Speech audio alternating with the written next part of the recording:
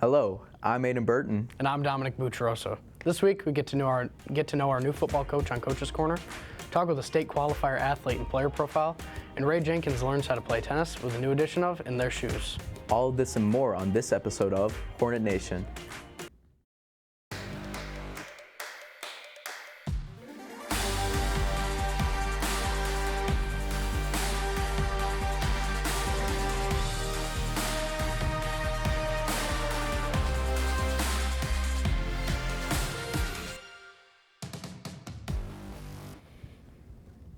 This week on Coach's Corner, Nick Roman talks with Coach Short, our new varsity football coach, as we get more depth on who he is not only as a person, but as a coach.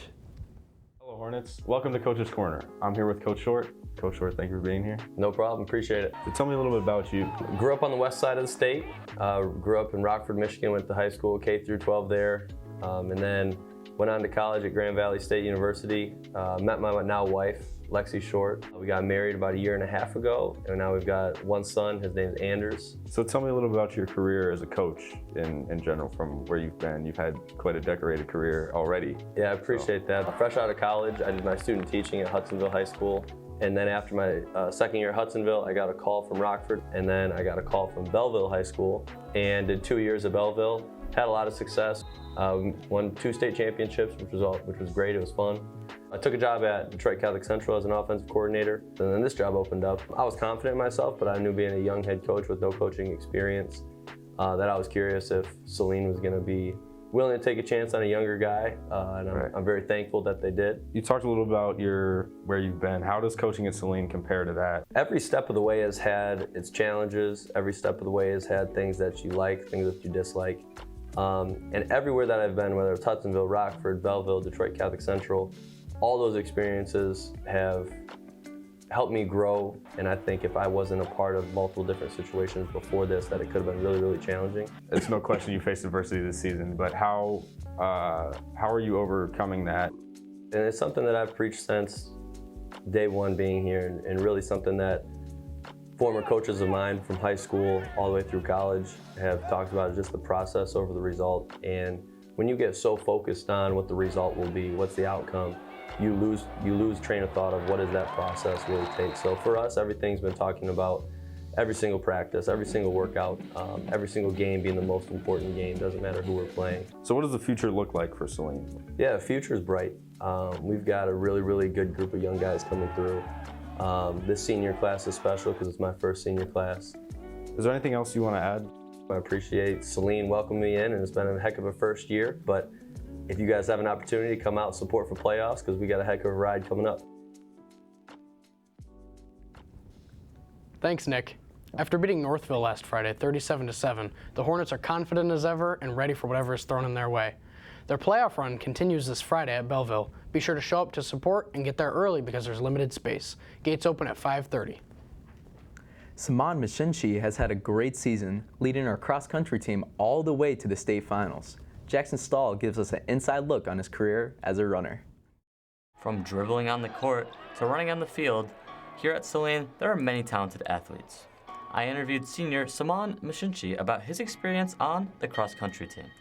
It has played a big role in my life. I'm not gonna lie. I joined the summer before my sophomore year, and it really changed me. It just showed me how to become a hardworking individual, become resilient mentally and just physically, and it showed me what hard work truly meant. I mean, I was in a place where I was just like all over the place my freshman year. Wasn't sure what I wanted to do with like athletics, and I was just like not sure of my role here in Saline. And I quickly learned joining the team that like I belonged to the cross-country team. The guys were really welcoming, and I just learned how to get my things together and just be more accountable to myself. Saman is one of Saline's top runners. Let's see what he does to be an influence on up-and-coming racers. Try to set that positive example. That's one of my main goals as a leader, is just setting that positive example, because there's only so much you can do as a leader, but I think one of the most important things you can do is set that positive example. Cross country is 100% a team sport, but it is by no means an individual sport. So you gotta show the guys, what it means to be a great teammate, how to run as a team. And, through experience and learning from great examples, I think I learned what that exactly means, and I've just tried to push that agenda forward, especially this year. With this being Saman's senior year at Saline, he is ambitious to see what comes in the future for the cross-country team. I just say the cross-country team, it's a great program. There's so many great guys, and it is welcoming to everyone.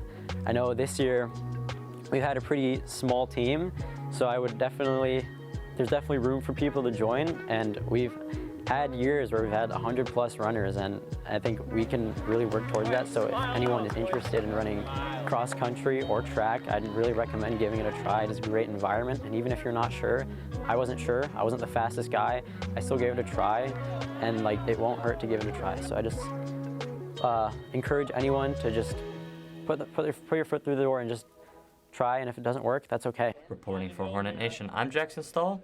Back to you in the studio. At the state meet this past Saturday, Saman finished 37th in the Division I finals with a personal best time of 15:53. This helped the Hornets secure a second-place overall finish behind a talented Northville Mustang team. As cross-country finishes their season, the girls' volleyball team begins their postseason run. They recently swept both Bedford and Skyline at the Conference Jamboree to solidify themselves as the champions of the SEC Red. Catch them at their next matchup tomorrow in the district semifinals as they strive for a deep run in the postseason. Their game is hosted at Lincoln High School and starts at 7 p.m. Good luck, ladies. Forehand, backhand, 15 love.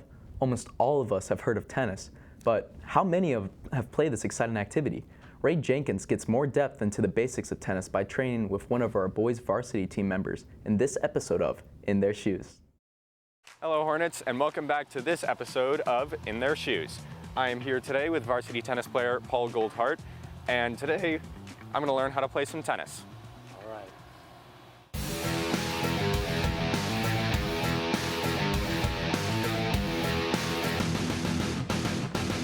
Paul, so how do you hold your racket when you play?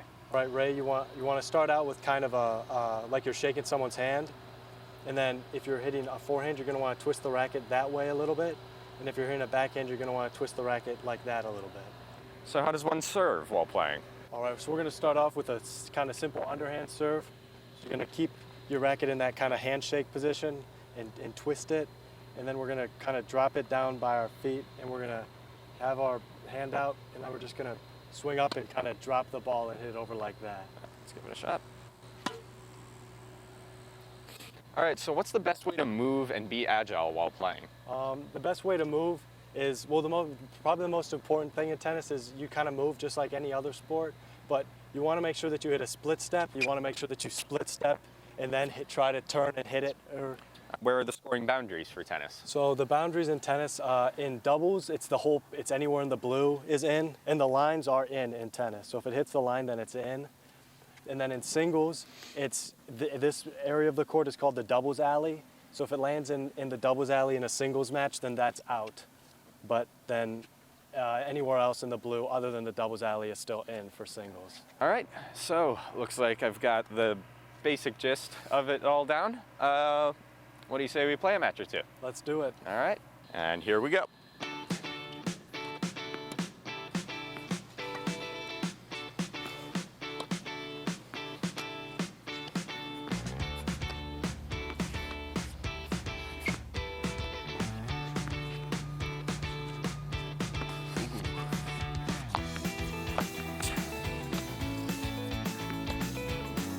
Nice serve.